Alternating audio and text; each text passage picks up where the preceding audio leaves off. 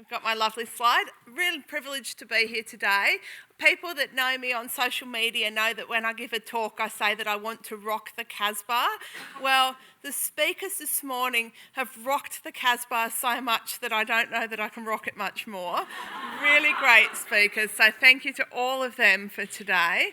And I'm just going to work through my slides, and so some of my slides are about my own lived experience, my own personal journey, and some of them are more, maybe a little bit political even, talking about how we can change things that aren't working very well.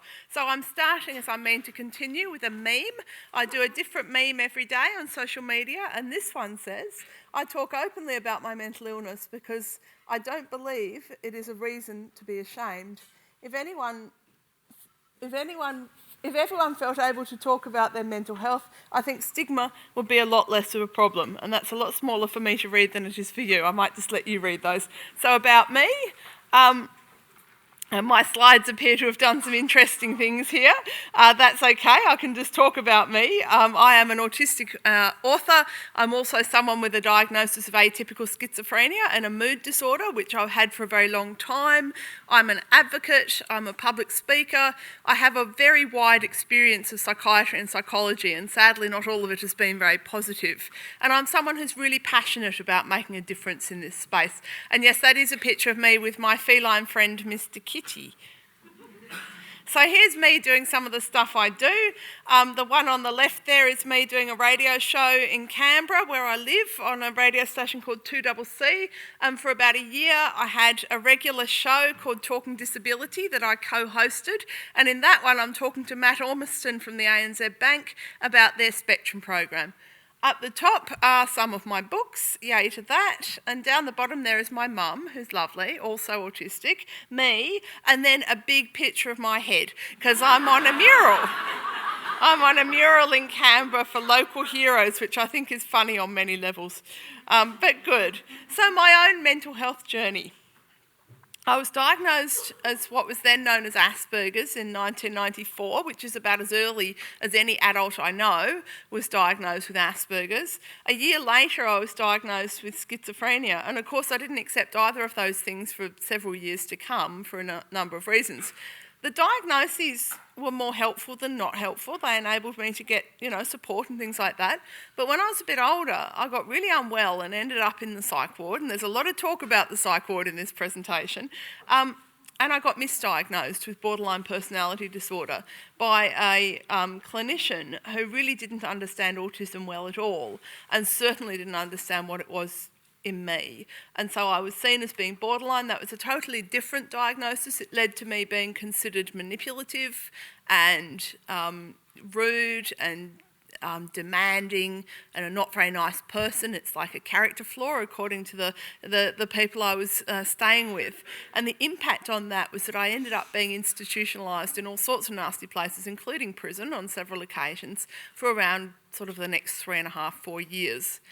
Thankfully, I finally used that misdiagnosis for something positive. And so when I was 25, I was referred to a service called Spectrum, not the autism spectrum, but a service that dealt with people and supported people with borderline personality disorder, which I learnt as soon as I got there was a misdiagnosis, because I was nothing like the other people there, and they were all like each other. So I figured it was the wrong label, but that was okay, because I made use of it. And so from that, I built my confidence. I learnt it was a dialectical behaviour therapy model that they used, and I found that it was greatly effective in helping me manage my mental health nasties.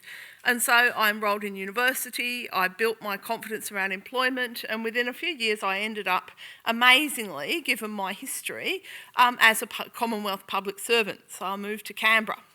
Now, I thought, I still had schizophrenia, I still took medication for it, but I thought that public servants were all middle class and respectable and they didn't need psychiatry. Actually, that wasn't true. And in 2010, I got more and more unwell for a number of reasons, and because it was psychosis, and psychosis will play tricks on you, I didn't realise what was going on. But I knew at some point I needed to access help, and so I became a very unwell professional employee, and all that entailed. And through that period of illness that lasted for about 2 or 3 years, And I somehow managed to keep my job and keep my home, which amazes me because I was extremely unwell. I had 8 hospital admissions in a 2-year period. I took 9 months of leave from work. Thankfully, I had income protection insurance through my super, so I didn't starve. But it was a hard-fought and won thing, my sanity and my sort of social position and my job and all of those things. But through that period of illness, somehow, and I wish I could distill the knowledge and give it to everyone because it's wonderful, but somehow I learnt insight and self-awareness, and so I've got a lot of that now, which means I can manage major mental health issues and do quite well at everything I'm doing despite that. So I'm going to use myself as a case study. It's very easy to use yourself as a case study. You don't do any interviews or anything like that. It's great. My lovely meme here says, never ever give up. You don't know what's around the corner. And I firmly believe that. That's really important to know. So my case study is about the issues I had in accessing mental health care when I was unwell in 2010. So the crisis services were largely unhelpful. They'd say to me, did you go to work today? And I'd say yes. And they said, oh, well, you must be fine, go home.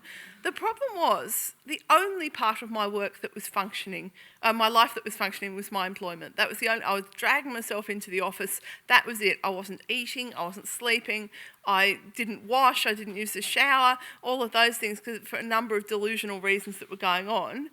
But all the crisis services knew was if someone's going to work, they must be okay. And I was asking all the wrong questions, but so were they. And that was really difficult. And I had it in my mind, I don't think this now, but I thought that if you wanted support from mental health services, they had to initiate it, they had to ask the questions, whereas now I know if I'm ever in that situation again, I would say I'm really unwell, the fact that I'm going to work is unimportant, I'm actually extremely unwell, I need assistance now. That's what I'd say now, but I didn't know that at the time. Another issue which people have talked about a bit is alexithymia, which is that idea of being unable to articulate your emotions well and understand what they mean. It doesn't mean we don't have emotions, we certainly do, but it's a matter of not being able to articulate that, which made it really difficult because the staff from the crisis service would say, how do you feel? And I'd say, good. I didn't feel good, but I didn't know what I felt, and I've been taught that what you say if someone asks, how are you, is good. The illness impacted on my perception of life, and so I believed that I was being punished by God. I believed that my medication was actually toxic and I needed to stop taking it. All these really dangerous, scary things. But when I finally did get support, I realised that I was not alone and that there were other autistic people going through all these challenges and difficulties who could benefit from some knowledge and support. So I've spent a lot of my time taking the opportunity to teach services about autism and mental illness. My strategies, I'm a fan of strategies. I have a major mental illness that makes my life very difficult a lot of the time, and yet I manage it because I use strategies, and I don't think we can fix a lot of things, but we can put things in place to help it work better, and that's my approach. So some of my lovely strategies are distraction, and distraction is basically focusing on something other than what your brain's doing, and focusing on something enjoyable or engaging, and when you do that, you're not focusing on feeling miserable, so that's a really nifty skill.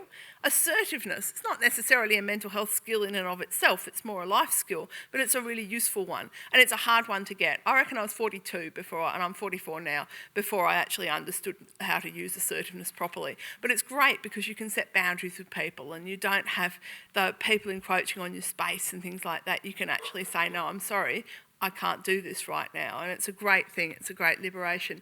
The photo there is of my favourite strategy, which is Mr. Kitty, of course, my black cat strategy. For a lot of autistic people, animals, Shadia was talking about equine and horses and things like that. I think for so many of us, animals are really important. Perspective. Perspective is a wonderful strategy for mental health and well-being. If you understand where things are coming from and it's not actually the end of the world, it makes it easier to deal with. For me, regular psychiatrist appointments are something I will be doing for the rest of my life, I think, unless a miraculous cure for psychosis turns up, which would be awesome. Don't want a cure for autism ever, but I'd be quite happy to get rid of the mental illness if I could. But until that happens, regular psychiatric appointments are really important. Creativity, which for me is writing and art.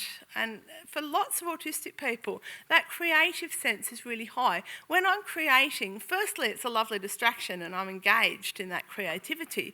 But secondly, it actually produces things. I actually say, oh, I wrote a book, look at that. Not only did I distract myself, I've got this useful piece of literature that people can use, so it's great.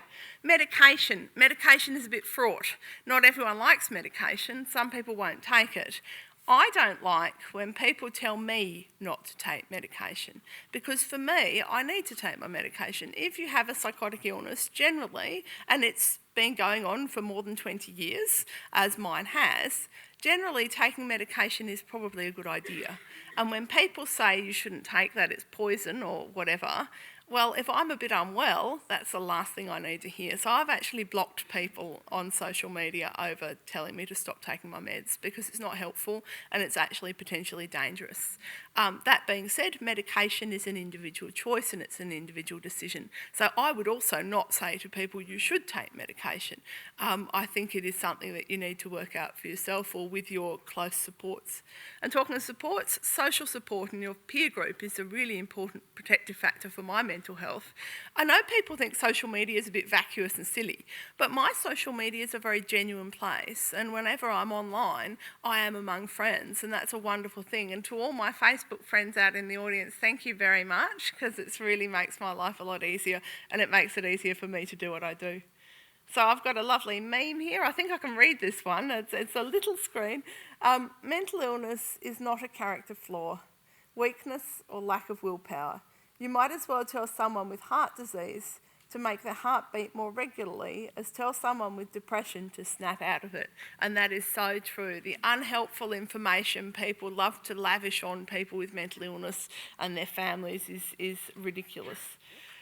So I've talked about me. I'll stop talking about me now and I'll talk about autism and mental health conditions a bit more generally. So autistic people experience all the mental illnesses that anyone else does. We have a very high rate of anxiety disorders, very high rates of depression, but also eating disorders, post-traumatic stress, which sadly those things are based in environment. I think a number of the speakers this morning talked about depression and anxiety for autistic people aren't just a chemical brain thing, they're actually based in experience of bullying and abuse and all these dreadful things that autistic people are subjected to.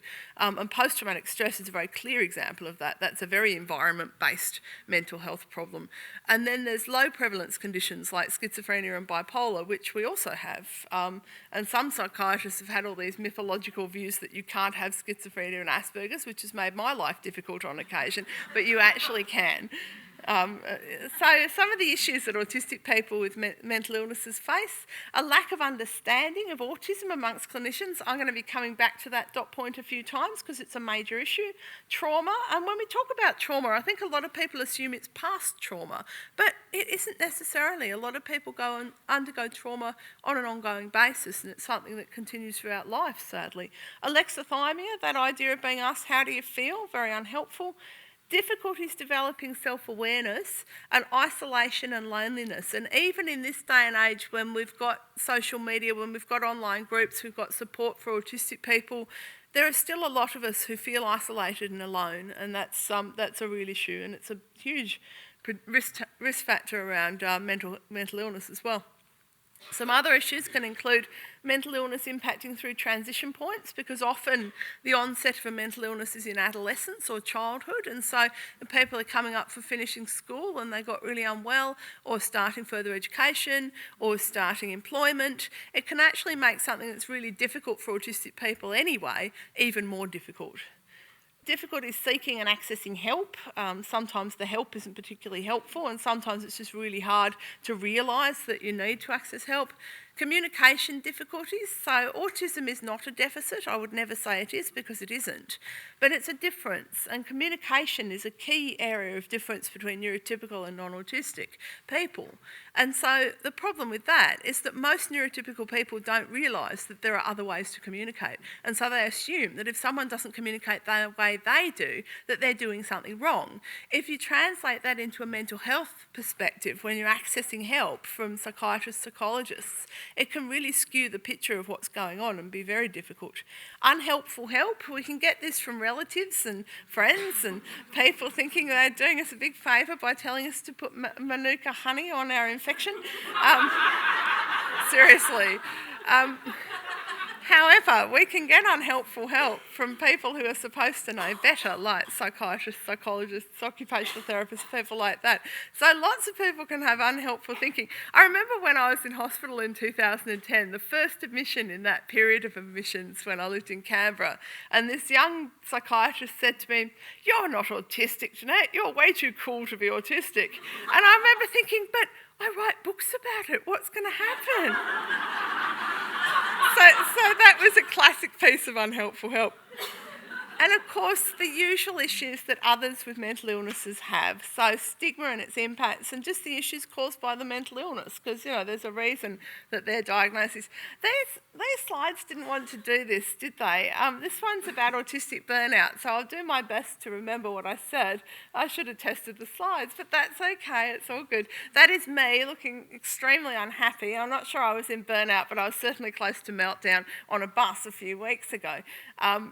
So burnout is basically when there's an overload of sensory or social or all sorts of other kinds of input over a period of time that gets you to sort of breaking point, and you get to a point where you can not go on any longer, and it's a really difficult thing and it's not well understood. Now hopefully the next slide I can read. There we go.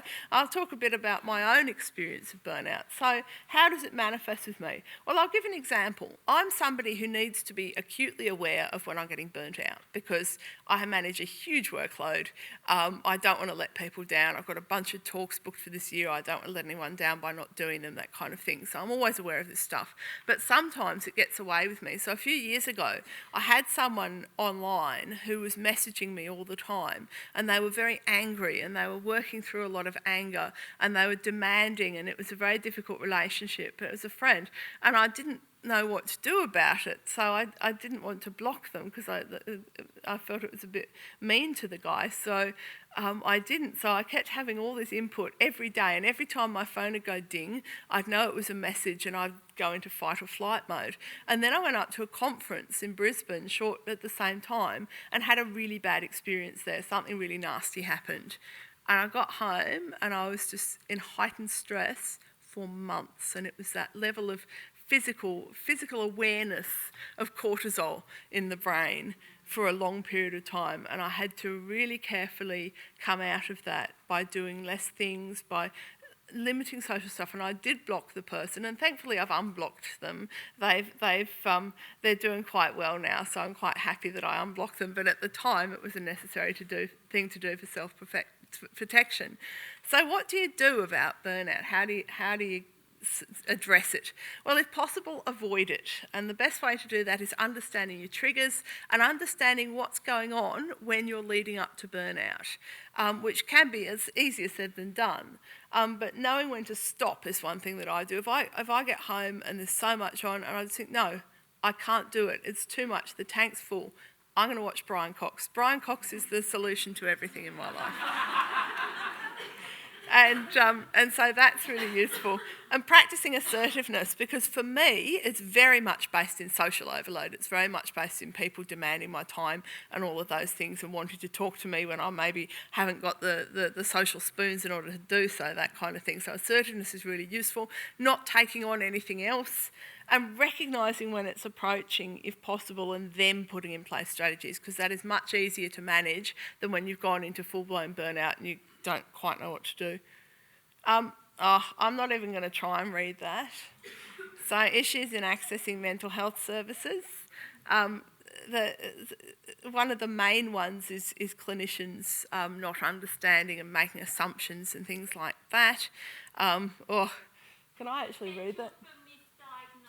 Thank you. I can actually see that on that screen, but not this one. So misdiagnosis is a huge problem for autistic people, often because clinicians don't understand or have much knowledge about autism. So autism might look like something else, and autism mixed with a mental illness might look like something completely different to what it is. And clinicians often have a real difficulty understanding where things are coming from with an autistic person, and so that will be interpreted in a negative way. It's cool, Penny, I can read it.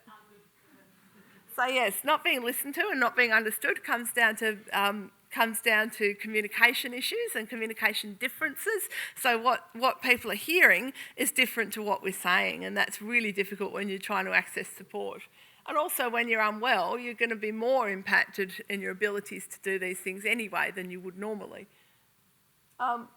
Intersectional disadvantage. Do we all know about intersectionality? Yep.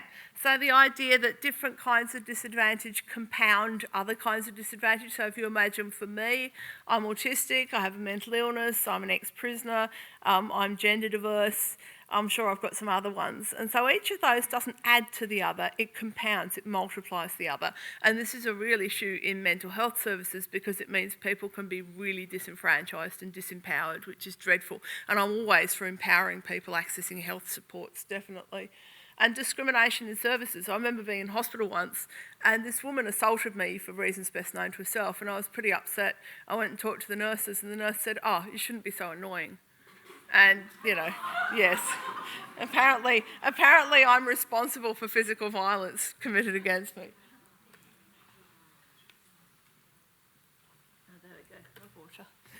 So issues in clinical services, a poor understanding or assumptions around autism, which you talked about. Entrenched ableism, I think that comment that I mentioned before represents some entrenched ableism. A poor understanding of the impact of sensory issues. I'm going to go back to the psych ward for this one. You imagine you're in the locked ward and they've got fluorescent lights and you can hear fluorescent lights buzzing. You're actually that aware of them and they are overwhelming. And so the whole time you're there, not only are you unwell enough to be in hospital, but the lights are absolutely getting into your brain. And if no one understands that, what's that going to lead to? Could lead to aggression, could lead to self-harm, could lead to someone hiding under the bedclothes all day. And I've tried doing that for sensory stuff and a nurse came in and said, "You shouldn't be in bed at this time of day." And it's like, yeah, great. Yes, so the impact of sensory issues is really necessary to know, particularly in clinical services. Poor understanding of overload. Once again, people having a meltdown can be seen as being aggressive or being self-destructive when actually they just need some time to their space to get through it and be supported to avoid that in the future. Hyper-empathy. I think a couple of the speakers talked about this, intuitive empathy. So when I'm standing next to an angry person, I can't tell from looking at their face that they're angry, but I can feel their anger because I'm standing next to them and I'm absorbing the anger.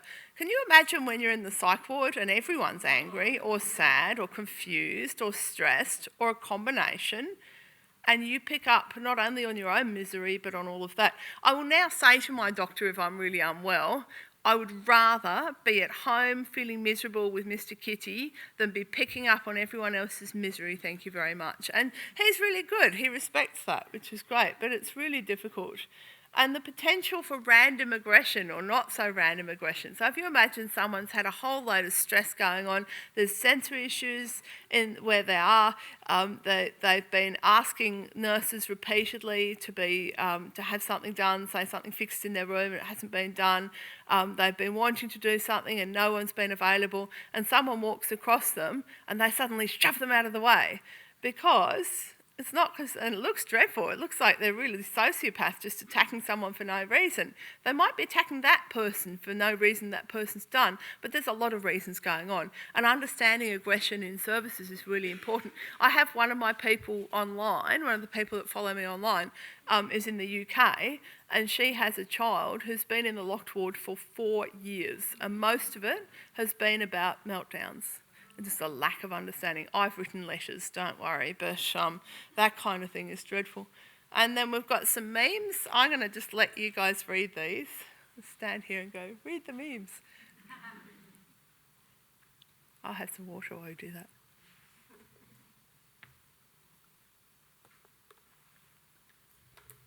There we go. Are we all done or are you still going? You're done. Excellent. So what needs to happen with all this stuff? Because I've just posed a bunch of problems. I don't like to pose a bunch of problems without suggesting a few solutions. So one of the main important things is for clinicians to have or build their understanding of autism. The idea, I think it was Michelle said that they get, an hour? No, Tony said a lot of the clinicians get an hour. That's absolutely not. I think everyone in this room will say that's not acceptable. So compulsory autism and disability training for mental health clinicians in their qualifications, and then regular accreditation for clinicians involves autism component, which includes autism and gender. And I don't just mean the female gender, I mean gender diversity, because a huge percentage of autistic people are trans and gender diverse. This is a reality in our community. I am. I know a number of other people who are. There is research evidence on this coming out now, suggesting that even as much as 20% of autistic people are trans and gender diverse. And so when we're talking about autism and mental health, we're also talking about gender diversity, and that's really important. Peer mentoring in clinical settings, that can be really useful. It's great to know your tribe, and it's great to know your tribe when you're in a mental health setting and you feel a bit lost and overwhelmed, and to have another autistic person in there is a good thing. And autistic people being consulted in the design and implementation of services, including buildings. Get rid of the downlights, get rid of the fluorescent lights. What else needs to happen? I love this dot point, respect. What do I mean by no more glass screens? Well, I now have a private psychiatrist who I've been seeing for some years, and it goes really well. But I used to access the local area mental health service that was government funded. And I go into the building, and to give your Medicare card to the receptionist, there was a screen that went up to the ceiling, even bigger than in the bank. And there's a little window, and you'd shove your card in, and they'd do what they did and shove it back. It was totally demeaning. And then when you wanted to talk to the psychiatrist, you wait in the waiting room, and the psychiatrist would pop their head around the door and say, "Room 2, thank you." And so you go round to room 2, which the psychiatrist would then unlock from the inside. What was in this room that it needed to be locked under lock and key? There's a whiteboard, a bin, 2 chairs, a table, and I believe there may have been a box of tissues. That was it. And the whole power dynamic going on in this place was horrific. And some people might say, oh, but sometimes people with mental illness are violent. Well, you know what? Quite often people at the pub are violent, but could you imagine going in there with a screen like that? Could you? I think there would be comments on the nanny state, and rightfully so. So the respect one is a really important thing. Mental health diagnoses are based on observation and listening. We don't have blood tests for mental health conditions at this point in time. So any autism and ADHD are a bit different because they have standardised tests, but most of the mental illness conditions are diagnosed through a psychiatrist observing or a psychologist observing. So if this is how it's done, it needs to be genuine observation and listening, not coloured by assumption and stereotypes, and it needs to be coming from a place of understanding of autism. Awareness and action on sensory issues in clinical services. I think anyone who has sensory processing issues, who's in a psychiatric ward or an area mental health service or anything like that, will thank us if we fix that. Stigma about mental illness and autism needs to be addressed, of course, and I don't know why the legislation's squished up really tiny there, but relevant legislation needs to be enacted that reflects respect and inclusion, and that's really important because that's at the societal level. So how do we make it happen? Well, some of this stuff is beyond what individuals can do. So changes to the training of clinicians, attitudes of the system, attitudes of society, these are beyond my ability to fix or any of your ability to fix. But these are things that need advocacy and I would say activism in some cases as well. So this is work for all of us to do in making change. Supporting autistic people, be they ourselves, our kids, whoever that might be, to self-advocate is a really useful strategy for people. Building understanding and knowledge of mental health clinical services in the community. So at the moment, if you say, I went to the psych ward, there's a whole lot of mystique about that, isn't it? People don't really know what it means. It should just be, I'm unwell and I need to access support, so I'm going to hospital, which is where you go when you're sick. Like, that's all it needs to be. It does not need to be a big othering thing, and yet it is. So I think the more we can talk about clinical services with friends and colleagues, the better, really. Building on knowing that we deserve better. So I have been subjected to all manner of abuse in mental health services over the years. It's been horrific. However, it's only recently that I've known that I deserve better, and everyone deserves to know that they deserve better. It's really important, because we don't, and this is why one of the reasons things happen and no one complains is that we don't realise we should complain, but we should. When abuses, when violence and anything like that happens, when a misdiagnosis happens that puts you in institutions for the next 3 years, this is not right. This is not fair. So that's one thing. It's an attitude of knowing that we know better, knowing that we deserve better, and supporting clinicians' understanding of autism. So my psychiatrist, who is lovely, I've been teaching him about autism for some years, and he's learning really well.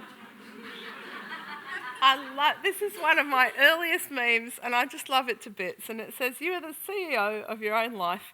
It's you making the decisions."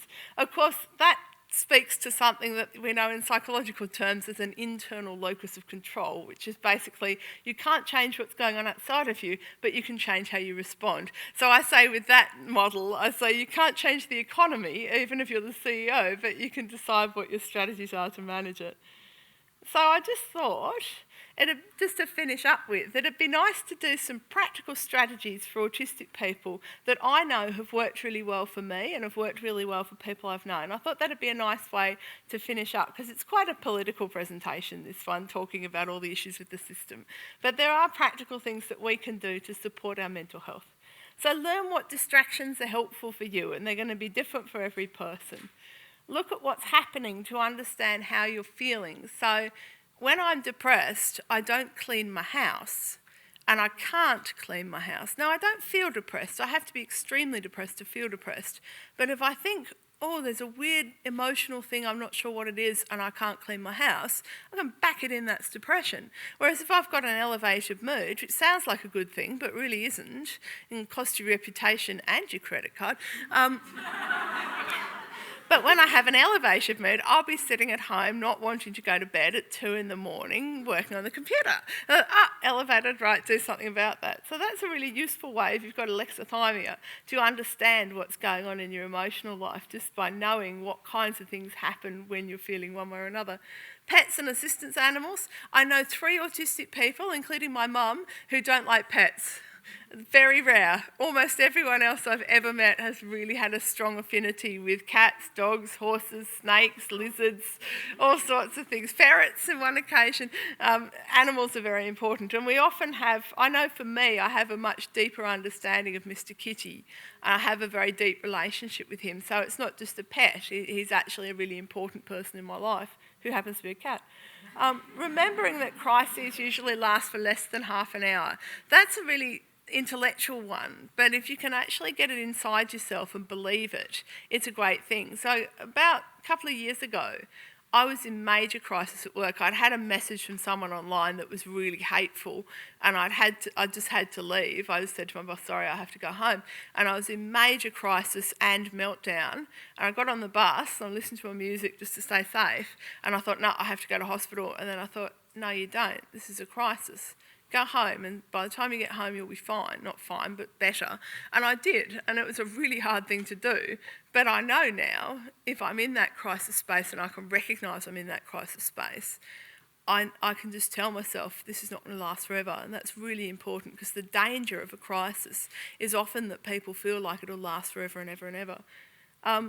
Also, if possible, finding clinicians who understand and support and respect you. Now, there's a money issue there, because if you're in the public system, it's extremely hard to ask to change your clinician. You get what you're given. So sadly, that's one of those things where me, as a slightly wealthy person, gets privileged, which I'm not a fan of, because I can pay for a psychiatrist, and if I don't like the one I've got, I'll find another. And that's a real issue, because if you are in public services and you're having an issue with your doctor, there's very little you can do, and that's definitely something that needs to change. But if you have got a clinician that you can work well with and that you have a good relationship with, or who you can educate, that's a great thing.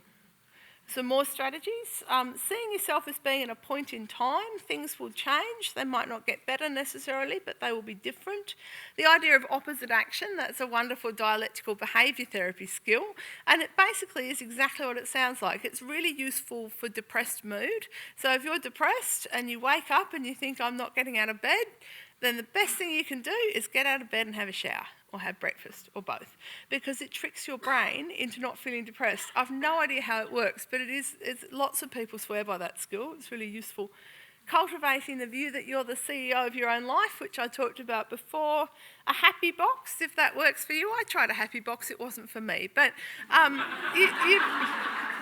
you put all the things that, it can be an online, it can be a virtual box as well as a physical box, but you put things that make you happy in there, and when you're feeling miserable, you go in and have a look.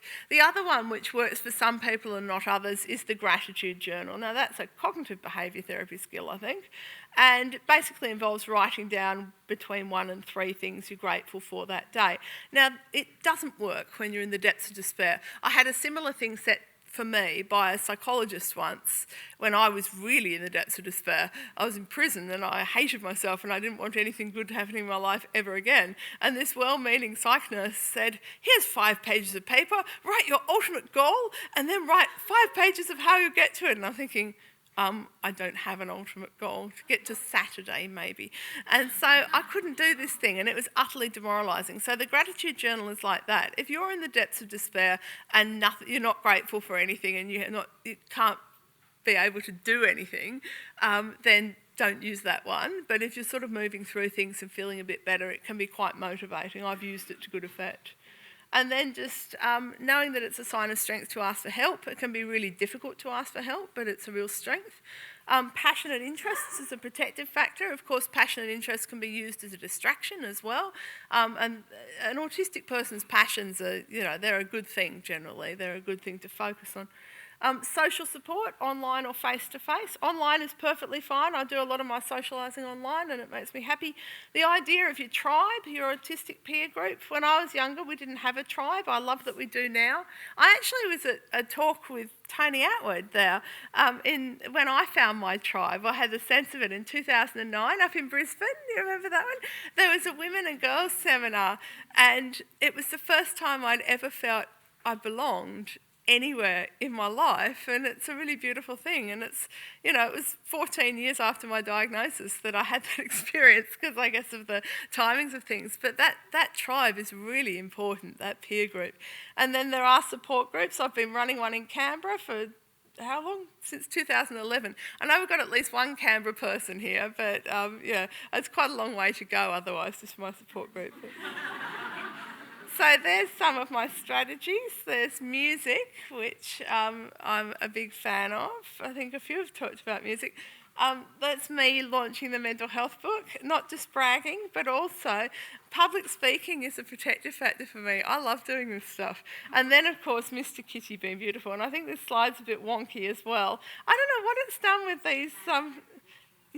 anyway, there are my details. I do have some business cards. I put some business cards out and everyone took them, but I've got some more if you missed out. So that's me done. Thank you very much, everyone.